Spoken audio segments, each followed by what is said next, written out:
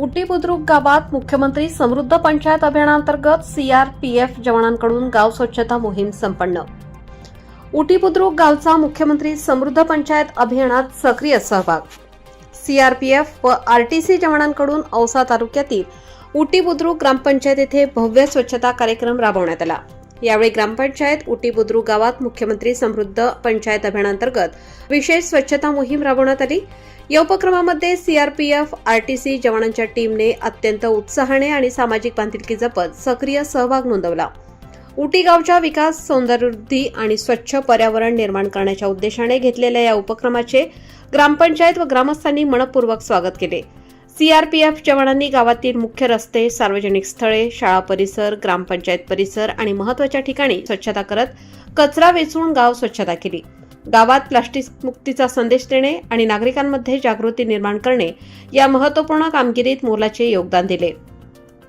उटी येथे राबवत असलेल्या स्वच्छता उपक्रमाची वैशिष्ट्ये, मुख्यमंत्री समृद्ध पंचायत अभियानाशी सुसंगत असा उपक्रम, सीआरपीएफ आरटीसी जवानांचा उत्साहपूर्ण सहभाग, गावात स्वच्छतेबाबत जागृती आणि जनप्रबोधन, प्लास्टिक मुक्ती आणि पर्यावरण स्नेही संदेश, सार्वजनिक ठिकाणांची स्वच्छता व सुशोभीकरण, स्वच्छता ही सेवा व स्वच्छ गाव समृद्ध गाव या भावनेचा प्रसार, ग्रामपंचायतीकडून अभिमान व आभार।